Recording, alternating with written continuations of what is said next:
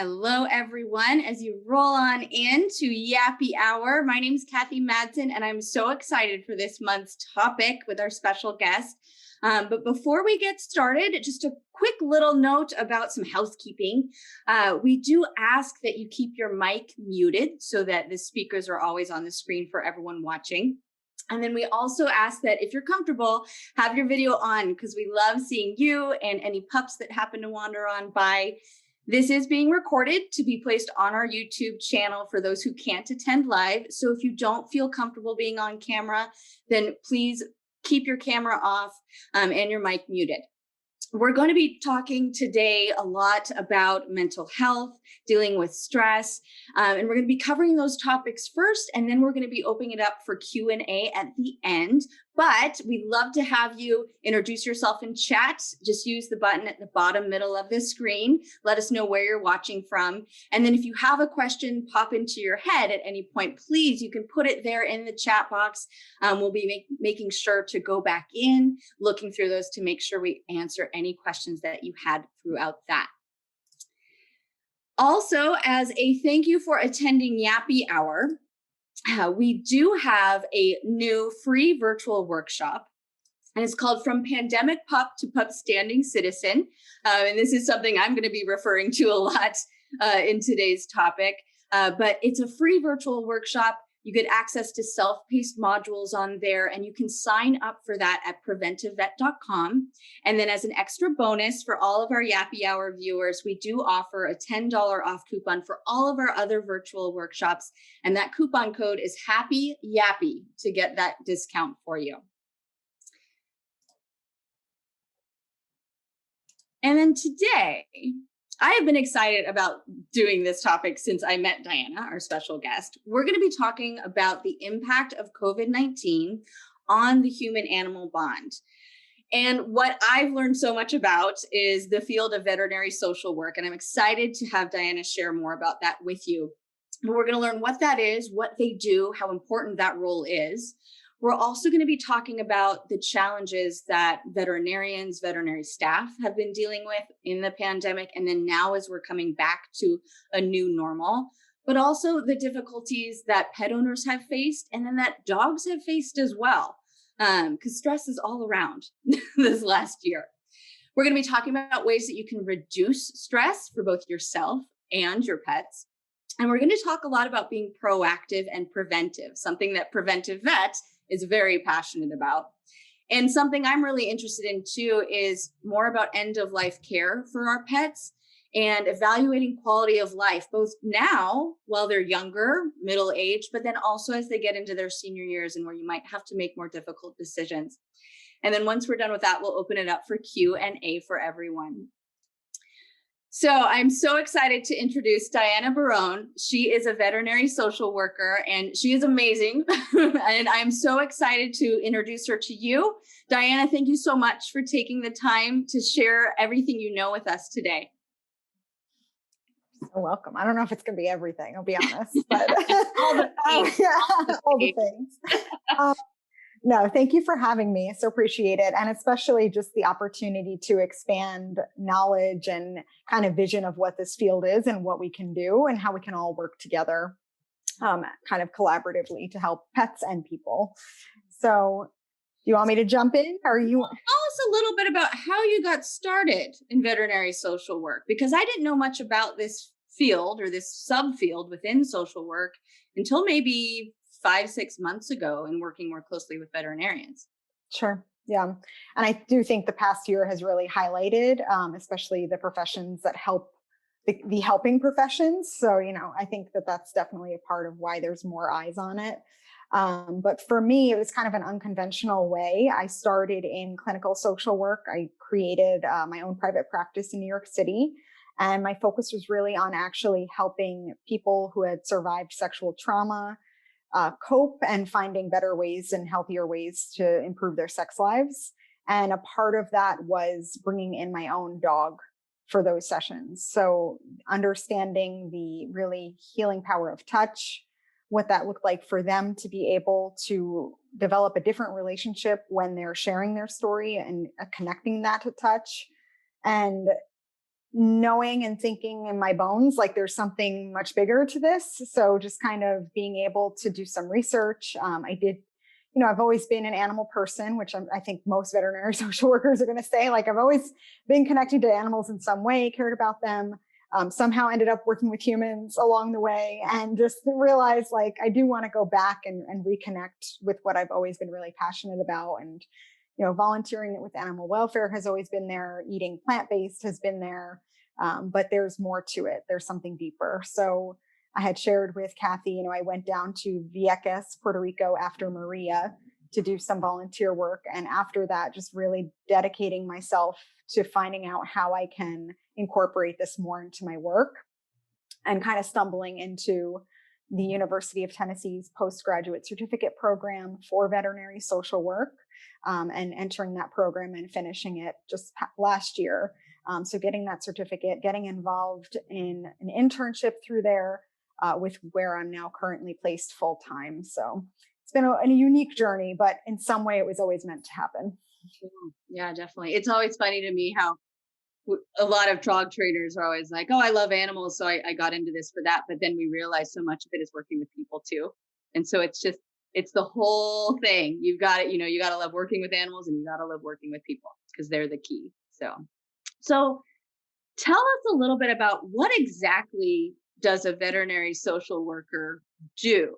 Do they work in clinics? Are they outside of the clinics? What does that look like? Sure. So only part of it is going to be actually in clinics or in hospitals, like hospital-based social work. There's also, they're working with shelters, they're working with rescues, they're working with the communities, they're working with policy to help change some of that. So they're sprinkled everywhere. But really, when we look at what they work with, it's kind of broken down into 4 main categories. So we're looking at compassion fatigue, and how to work and cope with that. We're looking at grief and loss, especially disenfranchised loss in the animal world. We're looking at the link between human and animal violence and how that plays out, especially in domestic violence, elder abuse, child abuse. And we're looking at animal assisted interventions. So kind of it all lives in that space. It just lives in different sectors. So do you work mostly with not you personally, but broadly, do they work mostly with veterinary staff to provide that counseling that they need because of the compassion fatigue and all of the challenges they face, and then also with the clients when they're dealing with their pets going through something difficult? Yeah, exactly. I think that's amazing though, because I feel like this wasn't really there maybe a decade ago. It's still pretty new, I feel like. Yeah, within the past 20 years, it started and has really started to expand. But I do think we're going to see a boom happen as we start to get into all the things that are happening in the veterinary world. I think we're going to see more and more of it. So if someone was interested in learning more about veterinary social work, maybe how to get involved or how to find a veterinary social worker in their area, is there anywhere that they can go?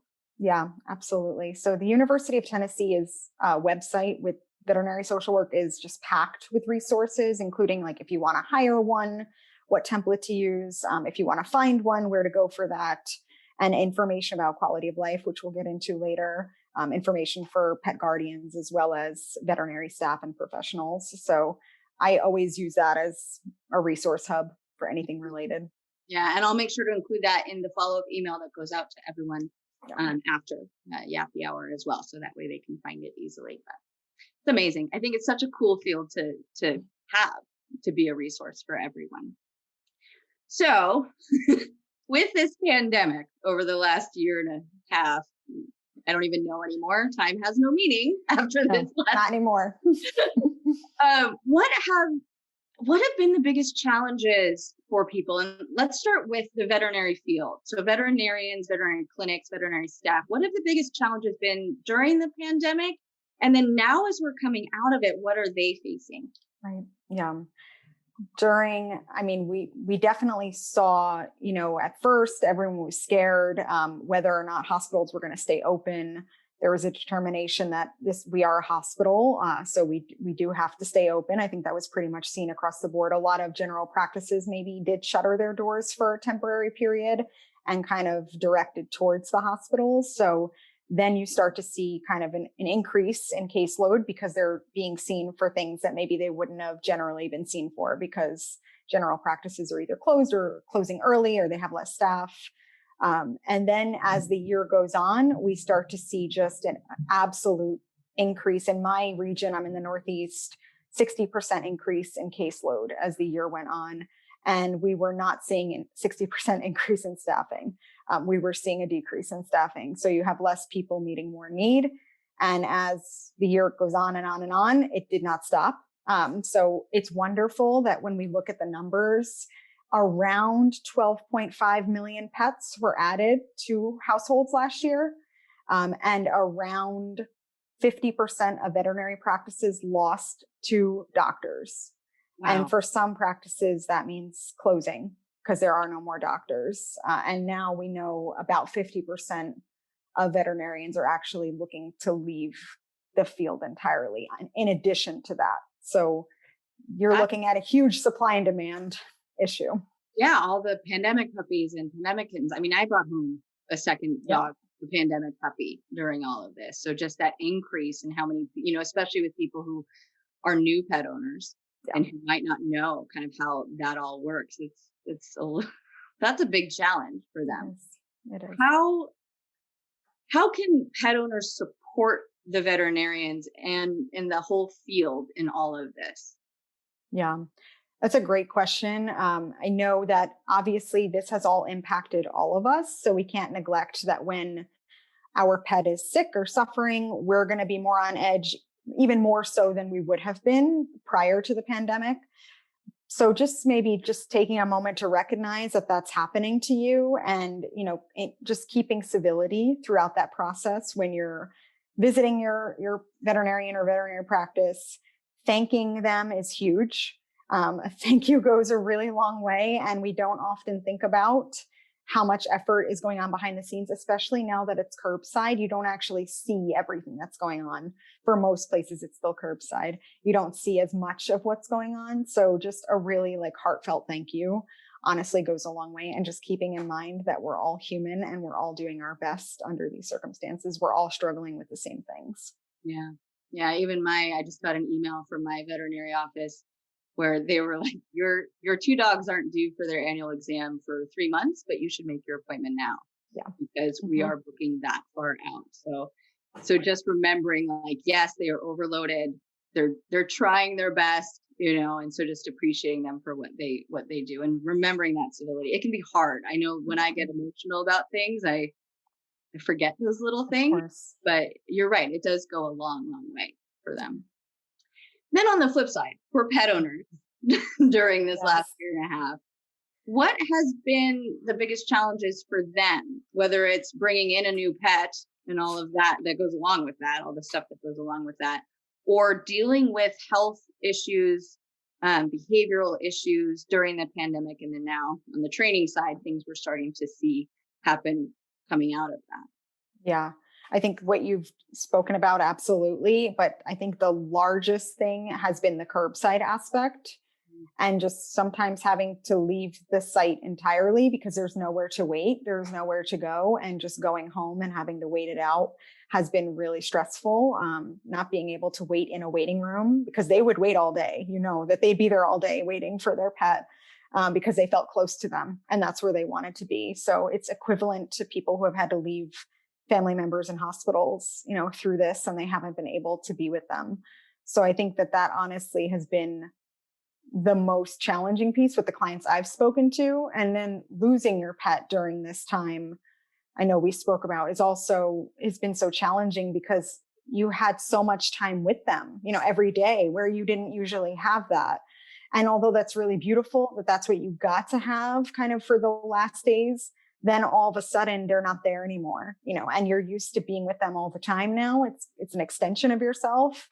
And then they're just gone. And that's been really, really challenging for people during this time to cope with. How do I can't get away from this space that I've now lost my pet in, and I can't go to work and escape it. I can't go anywhere to escape it. I'm always with that feeling.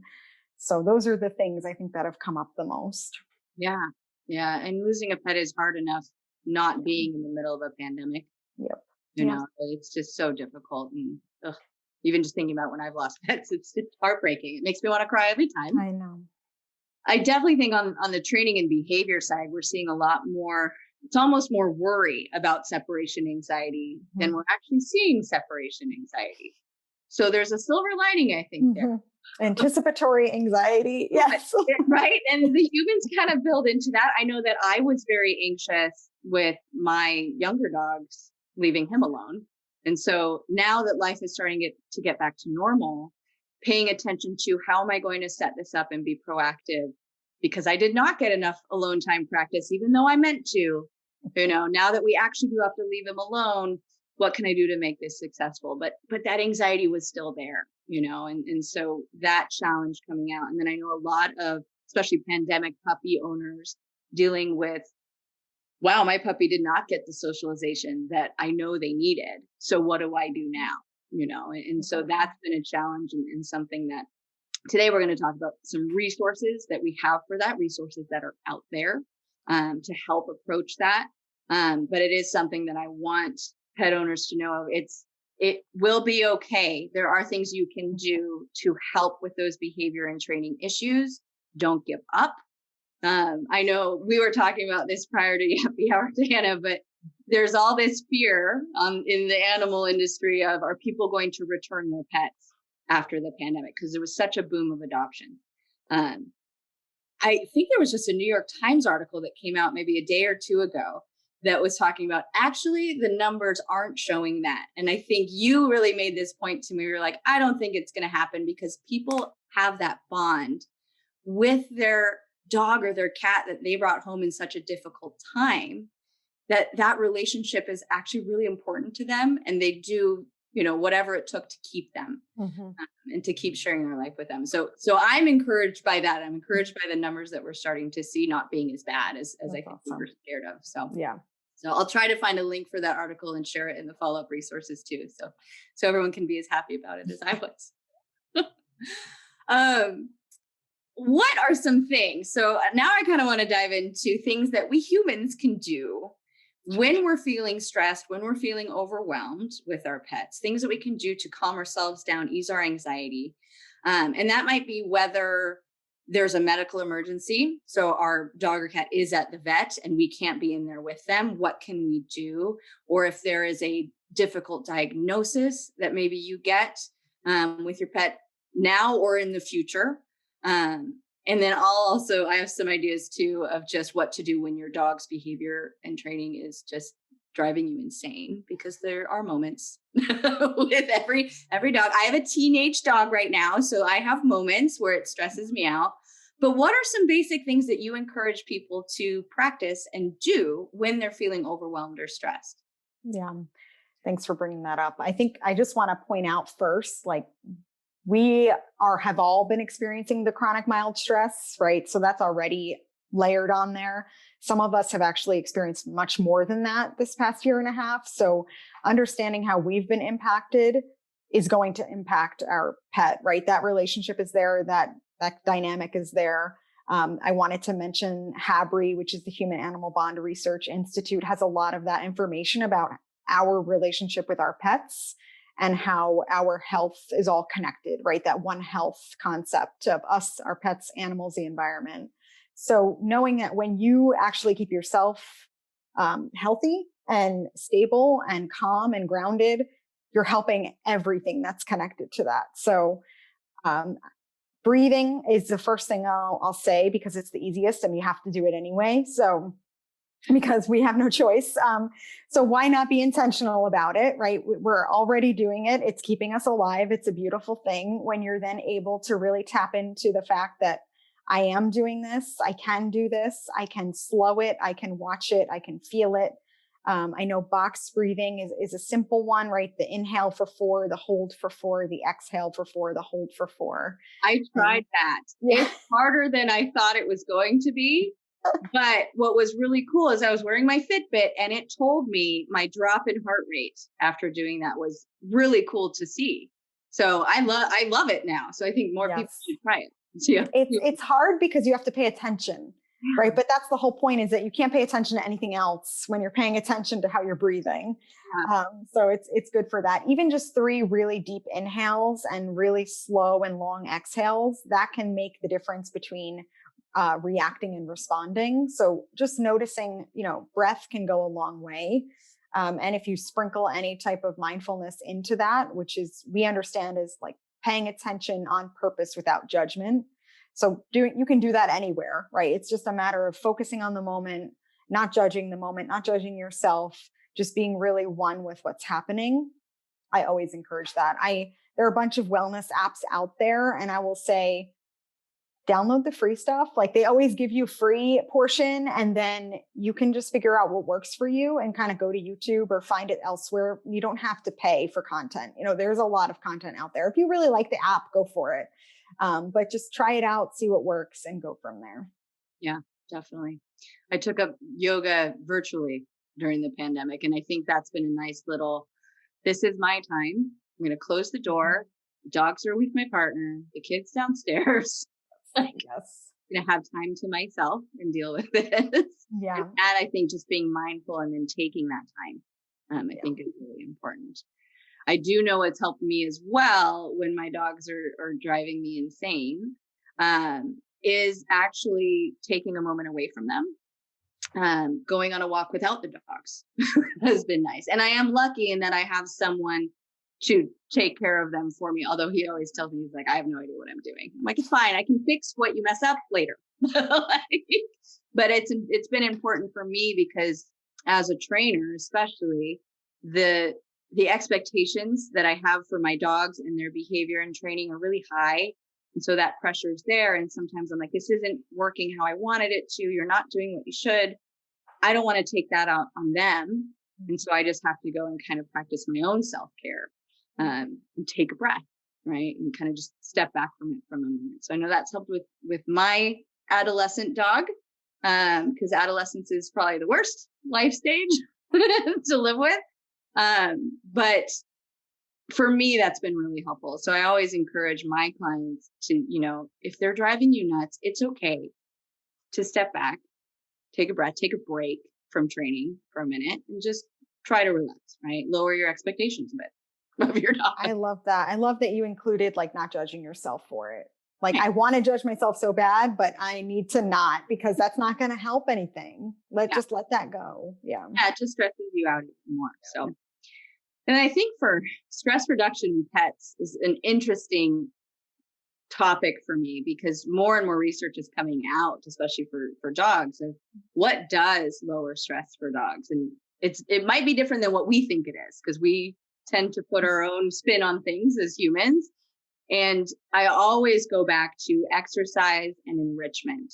And it's probably the same for people, I feel like. But especially for our dogs, the exercise is important. But even just as important is the mental enrichment, that mental exercise that they're getting. And I'll be including lots of resources for everyone about different kinds of enrichment. There's lots of DIY stuff that you can do to give your dog something novel and interesting to work on every day, with things that you just have lying around your house. But there are studies that are showing licking, chewing, and sniffing. So I call it the calming trifecta. Those kinds of activities are really calming for dogs because they're self-soothing, they're repetitive. It's like me when I knit, right? It's just that repetitive motion over and over again, and their heart rate drops. They're able to just come down from really over arousal levels that they might be feeling.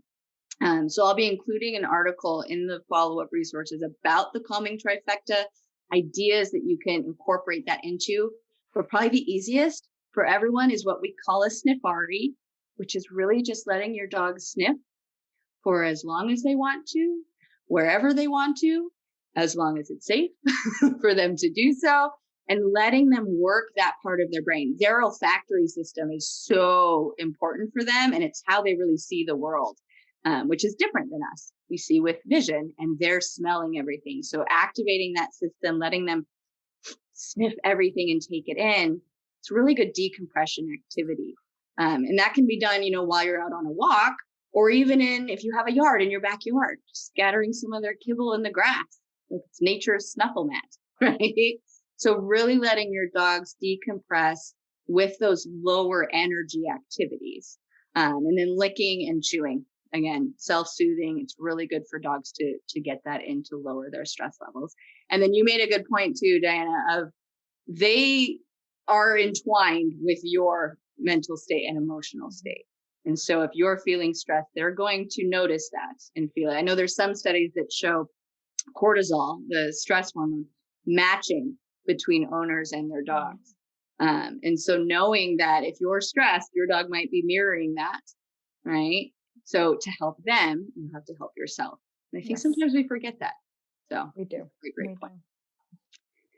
So I want to dive into how we can be really proactive with our pets and their care that lowers our stress levels in the future, makes medical emergencies a lot easier to handle in the moment. I love when we talked before Yappy Hour, I love that one of the big points you made was know where your closest animal ER is, closest emergency clinic, right? Because it's not something I really thought about. I was like, well, I'll just look it up on my phone when I need it. But then you had me thinking, I'm going to be so stressed out and feeling panicked that I don't even know, like, it's just going to be too much in that moment. Yeah. So what do you recommend for owners to do? Sure.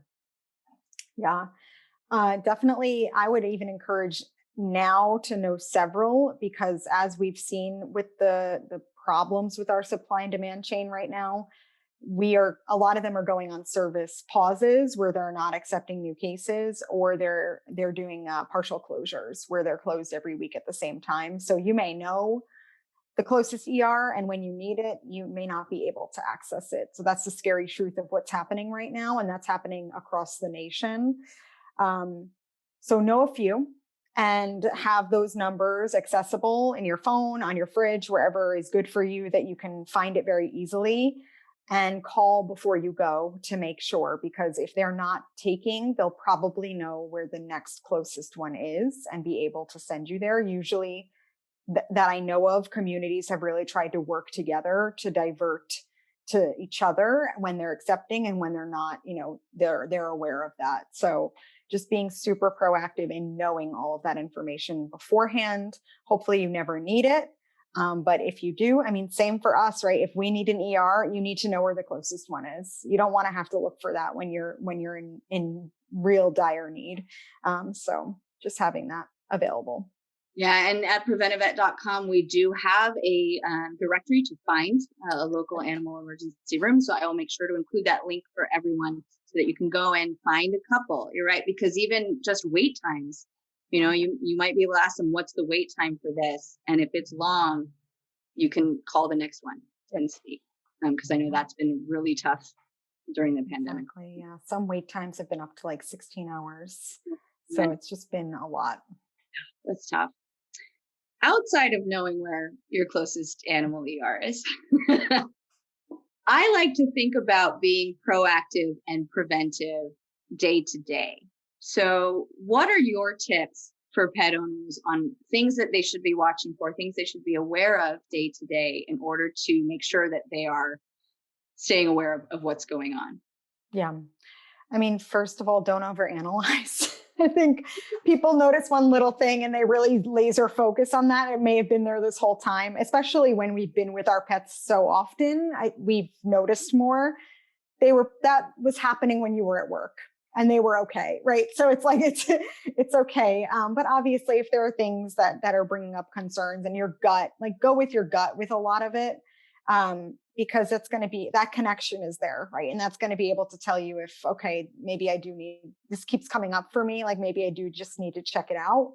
And being aware that, yeah, you may, my dog had a bump on her a couple of weeks ago. I couldn't get an appointment until like this week. And by the time this week came, the bump was gone. So I was like, well, that's, at this point, I hope it was okay. And I feel okay about it. So I just check in with myself too, to notice how I'm feeling. And besides that, just really noticing, like, what are the things that they love doing? Like, what are their highlights? And when those are not doing it for them, then something's going on. Right. Right. Yeah. And learning, I feel like educating yourself is so important here. And that's our mission at Preventive Vet too, is to really provide education for pet owners of look for these things because they might indicate pain. So I'll include things about how to tell if your dog is in pain, right? So symptoms of that. So just educating yourself on, well, this is different. What could that mean? Right. And then, sometimes people go on Google, Dr. Google, and look for things, and then they really start to overanalyze, right? So make sure you're going to the right resources to find the information about different things, and then educate yourself, right? Look into different things that you're worried about. That can help you kind of determine, should I worry about this? Should I not worry about this? And then I think too, and it depends probably on the veterinary clinic, but I know with my vet, I have a really good relationship where I feel okay calling their front desk and being like, hey, can you leave a note for the doctor? I have this question, could she just reach out to me when she has a second? Is that adding more pressure onto our vets, or is it something that you feel like they might appreciate because they're building that relationship with you and they're staying on top of things and being proactive? Yeah, I think it's appreciated, but just knowing you may not get the call back when you really would like to. Sometimes it can take several days, whereas maybe at one point it would have been that same day. So if it's non-urgent, it's just giving it that time. Yeah. Yeah, I always think it's know better, dog better. Something that we like to say at Preventive Vet. The more you know, the more you're aware of, the more you can be proactive and preventive. And especially when it comes to things like preventing emergencies that were preventable if we just known better, right? And so making sure that things are safe. The one that always comes to mind is pet suffocation. Chip bags, cut them up before you throw them away. And that can prevent your dog from suffocating and potentially dying.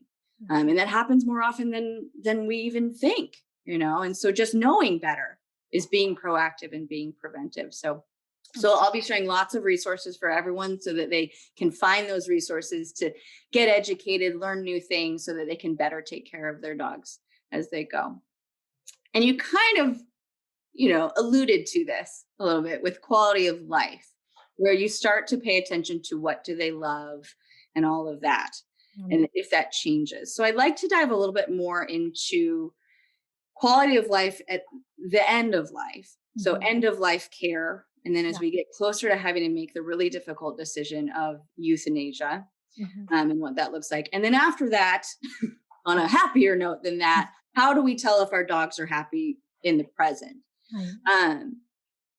How have people, we talked about this at the beginning, but how has COVID really affected end of life care and euthanasia for pet owners and for vets? Yeah. So I think for especially end of life at euthanasia, at first, we were having to witness 6-foot lines between the doctor and the pet. And that was actually a slower death, which was very difficult for a lot of people to be a part of. And as COVID developed, we've been able to kind of work with that and keep it. I mean, some had to go outside. They couldn't be with their pets during euthanasia unless the doctor was willing to go outside and meet them. So that was probably really the biggest challenge, and really very heartbreaking to see that piece of it and the teams that worked with that. And as time has gone on, it's, saying goodbye during this time and grief during this time is really challenging. So I was encouraging when we spoke, I wanted to encourage everyone to think about their quality of life for their pets now. If you have a pet now and they're healthy now, what does that look like? I know we'll be sending out a quality of life assessment. Think about that now, not when you really need to think about it later, because your judgment is impacted at that point. Your brain is impacted by what's going on. Think about, what does it look like for them? What do you want for them? And when it's time, how do you know it's time? So just being able to do that outside of an emergency. And I encourage the same for human family members, right? We don't really want to think about these things, the estates and money and all of this when death is happening. Like, you want to be able to be present and take in the experience and process it the way you need to. And all of that kind of colludes it and clouds it. So doing that ahead of time, being proactive in that. And then when the time comes, I mean, you can always edit it as time goes on. Things change, and maybe you believed one thing at one point and that doesn't apply anymore. But it's a live document. It changes as you change. And then when the time comes, you're able to reflect back on it and know, okay, this is what I do believe we really wanted. A lot of pet guardians will think, I feel like I don't know what they want. Like, that's the biggest challenge, is I can't read their mind. I don't know what they want. I don't know if I'm making the right decision. I feel so much guilt about it. And really just encouraging them that this has been your partner. Like, you're very connected, and you need to trust yourself that you're always thinking with their best intention, right? And what's best for them. So it's just a written document that kind of is able to outline that. And sometimes that's good for us to see and reflect on, instead of just keeping it in our heads. Yeah. Yeah. And I think you're right. I think doing that before you actually have to make the decision. So you feel like, okay, I thought through this with a clearer head than I have now, because I know that going through that, I felt like, well, I would do anything to not do that. But is that fair? And you're right, all the feeling of guilt and am I doing the right thing, when the more objective looking at it from the past would have been nice in that moment. Right. A little less stressful for me, I think. Because my poor vet, I went back and forth, changed my mind every other day. And she was amazing. The fact that she was just like, you tell me what you need. And that I love veterinarians for how they deal with that, because I know it's so hard, because they are doing it every day with different people, with pets that they've known for years in many cases. Yeah. And it's just got to be so tough on them as well. Exactly. Man, they've always been so supportive of me when I've gone through that process and that grief of doing it. So I love my vet. But, tell them that. Make sure you tell them that. Yeah. After losing a pet, what can we do to memorialize them, to grieve them, to cope with that loss? What kind of resources are out there, and what should we think about doing? Sure. I think people don't know or think about memorializing their pet. Often we'll get ashes, and maybe that's where it ends. But you can do whatever you feel is right, what you need to, what you feel like they would be best remembered by. Some people like walk with the ashes, where maybe some of the favorite walks were sprinkling them, creating them into art. There's so many beautiful things you can do with ashes. Trees, right? Just remembering them in places that you feel like they would want to be remembered, and things that they would want to be remembered by, donations to charities or places that maybe they really loved. Have a funeral, like whatever that looks like for your pet. Just doing something that's right for you, that's right for your family, that's right for your pet, that's aligned with the relationship that you had, and not just trying to brush it under like you did not have a loss, because it is very significant. Yeah, and I feel like culturally this is changing. I feel like where, you lost a pet, okay, it's not like losing a family member, but now I feel like more and more people are sharing their lives with pets now too, so they're starting to really understand it is like losing a family member, and it can feel just as awful, and be really hard to deal with. And so acknowledging that it's difficult and that it is a big deal. And then kind of figuring out how to cope with it yourself, in the way that works best for you, I think is so important. Totally. And being part of the breaking that stigma is our role too, right? Because it is disenfranchised grief is what it's labeled. It's like, you don't deserve to grieve this. You shouldn't grieve this, whatever it is. But the more we talk about it, just the same as anything else that's happening with mental health, with loss, with trauma, the more we talk about it, the easier it's going to become to connect and to heal. Yeah. And I know that more and more pet loss support groups are available. Where do people usually find those? Is it mostly online, or is it through veterinary clinics? Where do those tend? So there are a lot of options. Some of the clinics they'll have their own, even if they don't have a social worker, they'll have a support group. Rescues have them, local shelters have them. And sometimes they're even offered just by mental health providers or therapists or non-therapists. just on their own. So I would just, if you Google it, if you look on Psychology Today for pet loss support, that might pop up. So definitely encourage you to check your area. If you are interested in connecting to others, that is definitely out there. There are a lot of websites too that are going to be in the University of Tennessee resource that you'll be able to access also. Perfect. And I'll include some of those links for our watchers to see in the follow-up email as well, so that they can find them. On a less depressing note, quality of life now. How do we tell if our pets are happy, if they have good quality of life now? What are the things that you encourage people to look at besides even just what do you love doing, right? Mm-hmm. What other kind of metrics do you use to evaluate that? So my background obviously is not in animal behavior, so I'm going to leave some of this to you, but I'm going to say be present with your pets. Be present, because that's going to influence your own mental health. That's going to influence their health. That's going to improve their quality of life. They have an ability to be present and to live moment to moment that we do not. We're always thinking about everything else. They're only thinking about being with you in that moment. So just really fully embracing that and cherishing it. Yeah. Yeah. And I think the more in tune we are, the better we are at gauging those kinds of things. And it's interesting too, because I've had clients who kind of tell me there's something wrong, like not medically. I've had them checked by the vet. Vet says they're all good, but something's wrong.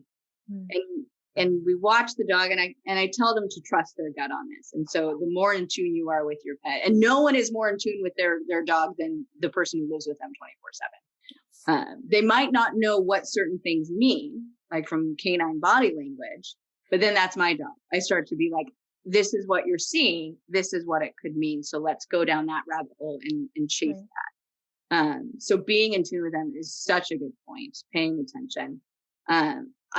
I do look at, okay, what does your dog enjoy? Right. And that helps with health, quality of health, but as well as mental health for them. Do they enjoy dog things? And there's some dogs who are not like dogs, like Shiba Inus. They act like cats. So depends on the dog. But are they, exercising their instinctual needs and desires? Are they showing joy in all those things, of the joy of being a dog? So looking at that overall, paying attention to your vibe, your gut feeling about it. But I do look at, are you doing the typical things that a dog would do? Right. So kind of comparing it to the typical dog, like ethology for dogs. But the big thing too is also learning our dog's body language, right? And learning of, if you do this with your eyes and your face, does that mean you're anxious or scared? And then I can look at what's causing that, right? Is it the loud noise? Is it that there's children really close by and children freak you out? Which could affect quality of life if you have a child in the home and there's kids coming and going all the time. So then let's fix that. Let's figure out how we can make the quality of life better. So learning how to read canine body language is a big part of it too. And a lot of times people are aware of those things. They just don't know what it means. So that's where dog trainers and behavior consultants can be really helpful. But I'll be including lots of body language resources too, because I love learning canine body language, and it just takes time to kind of watch and learn and figure out, oh, that's what that means. Because they're always communicating. So they're all different. Exactly. Yeah. So yeah, just getting educated on canine body language, really following your gut. And if you feel like something's off, then it's worth it to follow up with and, monitor and figure out what's causing it, and then connecting with a professional to really start addressing what might be the underlying issue, especially when it comes to anxieties or phobias and things like that. And that's where having a supportive team behind you, so your veterinarian, possibly a veterinary behaviorist, but then also certified trainer, certified canine behavior consultant, having that support team so that you're not going it alone and trying to figure out stuff on your own. Use that team that you've connected with to really make sure that your dog is living their best life as you go. Okay. So we're going to have a lot of resources to send out after this, lots of links for everyone to explore. But any other resources or things that you'd really want to point people towards if they have more questions about veterinary social work or ensuring their pet's quality of life and all of that? I'll stick with the University of Tennessee. What I like also is, so they have a lot of resources. They have, obviously, if you're interested in pursuing veterinary social work, they have that leg. They also have a human support certificate program, which is focused on helping the humans understand what's going on mental health wise in those disciplines. So a lot of veterinarians, veterinary nurses end up going down that track. So it's all there. Interesting. Awesome. Yep. And lots of links, like I mentioned in the follow-up email. Okay. So we have one question that was sent in ahead of time from Debbie. And this is, it goes back to the behavioral challenges we're seeing coming out of the pandemic. So she asked, how do you leave your puppy that you spent a year plus with and only left alone during nap time? So this is where our free workshop from Pandemic Pup to Pup Standing Citizen will be really helpful, because it's going to give everyone a great starting point of, okay, how do we address things like separation anxiety prevention? One thing about separation anxiety is we don't really know what causes it for sure. So we can't necessarily prevent it by doing A, B, and C, right? But you can do a lot of things to help prevent it, especially if it's not based in genetics for your dog. Dogs can learn separation anxiety through their learning history, right? And so starting to practice alone time is going to be really important. And that free workshop gets you started with that. But connecting with a professional is really where the gold is for you, because they're going to be able to help you figure out, okay, let's start with these small little slices so that we don't overwhelm your dog or you as the person watching your dog freak out on camera that you're watching. We're going to start with really small slices and desensitize them, build them up to being alone longer and longer, and just teaching them how to cope with a new experience that they didn't learn about when they were younger. So it really does go back to some remedial socialization, because alone time is part of socialization. It's learning about an experience that they'll have in their life. And if it's done the right way, it takes some time to get there, but it's worth it, because then your dog can cope with being alone. Being alone is pretty great. Mom leaves, yummy things happen to me. That's great. Mom should leave more. That's how I feel like with my dog. And then also know what to do if we see some regression in that training. That's where your professional support is going to come in handy too, because they'll be able to go in and tweak things as needed. So really, Debbie, check out the From Pandemic Pup to Pup Standing Citizen workshop. That link will be in the follow-up email. But everyone, if you're worried about separation anxiety, check out that workshop or reach out to me. I do virtual consults as well for separation anxiety prevention and separation anxiety cases. And I can also help find you a local referral if you want to work with someone in person as you go. Okay, I'm gonna open up the chat and see if I missed any questions, because I would add managing your own. I know you touched upon this, but managing your own anxiety and making sure you're okay also with leaving them, and what you need to do for yourself to be okay with leaving them. Yes. So that's part of it. Yes. We have a lot of that. I mean, we have anxiety about just going back into the world as is, right? And reopening what that looks like. So we're mixing that also with leaving our pets. So just understanding all of that's connected. Well, and it's funny because I remember a few months ago, I made an appointment for my dog's first bath at the groomer. And I was so anxious to leave him somewhere new. And I was just nervous because I was like, okay, I hope he behaves himself, because we've been practicing at home, but it's someone I don't know. And I had separation anxiety from him. It was awful. And I walked around the block the entire time, 2 hours, because I was like, if I go home, I'm just going to pace. So I might as well just walk and do it. Right. And I've gotten better, but it's anxiety inducing for us. So you're right. It is. And not even for puppies. My dog is about to turn 7, and she's usually not great with leaving me. Like, she's usually does get a little bit panicked. So when I took her to the vet for the first time during COVID, it was a new vet. And I was like, I just want to let you know, like, she might She might get nervous. She literally turned around and just was like, inside, no problem. And I'm standing there like, oh no. So we do that a lot. Like we put our own emotions onto them. They may not be feeling the way that you anticipate they're going to be feeling. Totally. Yeah. And I know that I've heard from some vets too, who are like, sometimes having the owner wait outside has actually been better for the dog's stress level. And I think that has to do with that mirroring and that feeding off of, the energy of it. I definitely know when I worked at a grooming shop that some dogs, we were like, we're going to clip their nails in the back and you're going to wait here, because we knew that just the energy and the holding made the dog more jumpy. Like, why are you worried? Should I be worried? So yeah, you're right. Just working on your own emotions around that. And it's hard. It's very hard. So I'm getting better though. He got another bath and I didn't walk around the block the whole time.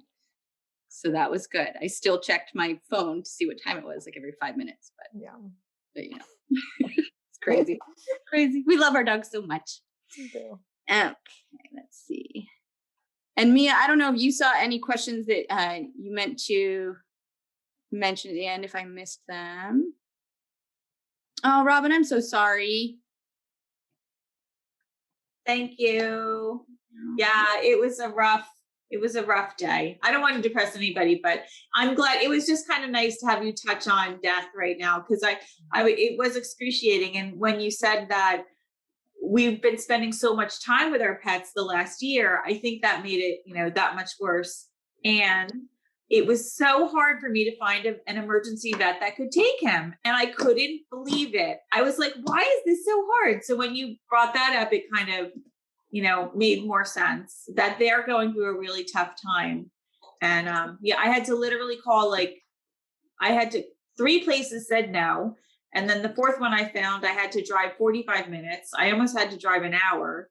So, but like I said, so sorry, Robin. It's okay. Like I said, unfortunately, he probably would have passed even if I found somebody close to home, but it was just the whole experience, But anyway, on a positive note, I have my little puppy now. Yeah, you do. Filling the void, that's never ending work. So you're doing good though. You're doing good. Last time I saw him on a console. Yeah. Right now I was trying to get him to sit still, but so you guys good luck with that. For 1 second.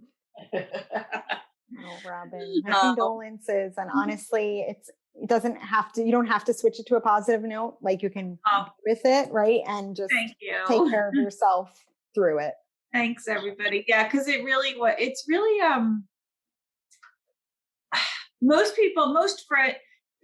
you'll find like maybe one person that wants to talk to you about it, and most people it's too depressing or too upsetting. So, and you're in a lot of pain. It was like losing a family member. It completely was. And so luckily I found that one friend who could help me through it. And she's kind of still there, and you guys.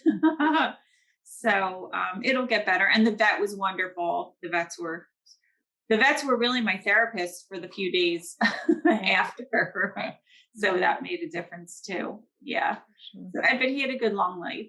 So I'm glad you felt supported. Yeah. Right. Yeah. It's tough. I feel like one of my coworkers went through it a year ago almost today, and that was tough. And and then another coworker actually not that long ago either. So it's just too many people. Everyone can relate. Like everyone that has a pet can relate. So not easy. And you have I like that Diana says too, don't try to just switch to a positive. I think that's a really good point, because I know I do this. I compartmentalize a lot, where it's kind of like, okay, yep, I feel like crap about this and super depressed, but I have this other thing to do. So I'm just going to put on my happy face, get the job done. And then I don't actually go back and address the real thing that I need to address. And then it takes longer. Exactly. So yeah, I like the thought of just, you do need to feel it and go through it. Yes. Process it to be healthy. Yeah. Exactly. So, and I've cried a lot of tears, so I'm letting it out and going for walks and going to the gym and the whole deal. So, and I think, like even a year from now, I'm going to feel sad, but it'll get easier. For sure. Grief is funny that way. I don't know if it ever goes away. I know. But lots of memories, lots of pictures. Let's see. Thank you for sharing, Robin. Sure. Jenny had a question. Sorry, I'm just reading it here and seeing. Oh yeah, worried about leaving a baby. 14 blind, deaf, and canine cognitive dysfunction. I'm assuming that's what you meant with CCD. Haven't left in more than a couple hours. And has cried when watching on camera. What can we do? Yeah, and easing into work is tough because that routine change is tough. It's tough for us. I feel like when I have to go back to work in the office, it's going to be really tough. But especially for pets, and especially one who is dealing with other medical issues, canine cognitive function, they already feel very weird and confused about things that they didn't before, and so now all of a sudden someone's leaving. So there's options there. And this one, it sucks because you might not ever get to where he's fine, with being left alone. It might always be difficult, but if we can make it the least difficult as possible. So you could do things, like desensitization and counter conditioning, but with such a long history and with some other issues going on, you might not get to the point where you feel like it's making a difference because there's other things going on in his brain that you just can't break through. So I know some of my clients, especially with older dogs, they try to find someone to help them. Like with one of my clients, she has a dog daycare where it's really just a pet sitter during the day, with no other dogs around besides the pet sitter's own, where at least then there's someone there. And for that, it might even be easier to have someone stay in your home, somewhere he's a little bit more comfortable and familiar with. That might not be possible either, right? So you're kind of working within this framework of what is possible, because it's not necessarily cheap either to have a daily daycare person, come to your house and sit with your dog or take your dog to theirs. So family members, friends, always, good resources to reach out to and see, if there's anyone who would be willing to help him feel better and just provide some comfort for him. But if anything, I'd really just try to set up this space as like a safe space for him, to just do as much as we can to help him feel more secure. So things that could help, things like Adaptil, which is a plug-in pheromone, synthetic pheromone, that has shown to calm some dogs who are feeling anxious. Looks like he is on some medication from the vet, which is great. So, and staying connected with your vet too, of this is what I'm seeing. Is there anything that maybe we can do to help address that from the prescription side? Because the behavioral modification side might not be able to have as much effect as we'd want, say, as if it was a younger dog without cognitive dysfunction going on. But that's just tough all around. I'm really sorry. But yeah, connecting with a professional, feel free to email me. You can respond to that follow-up email tomorrow for my direct email, training@preventivevet.com. And then I can kind of give you some more things that might make the safe space a little bit more comforting. Body wraps that maybe might help him feel more comforted and a little less anxious. But yeah, that's a tough one because there's so much going on in the brain. I'm sorry. Okay. Oh, you're welcome. Did I miss anything? I don't want to miss anything. Okay, I think we got everything. Well, let me know if anyone has any questions. Send me an email, right? And if you have a question for Diana, I am more than happy to pass those along and connect with her too. I will send out that follow-up email tomorrow. It will have a link to the YouTube channel where you can watch this live or share it again with people, but also all of those links we talked about. So lots to dive through and sift through. But if you think of any questions, please let us know. Just reach out. We're happy to help you find the resources you need. And thank you so much, Diana, for joining us, for sharing your time with us. I'm so excited to have met you and learned everything that you've taught me so far. So thank you, everyone. I will see everyone next month for Yappy Hour. Enjoy the rest of your evening. Take care.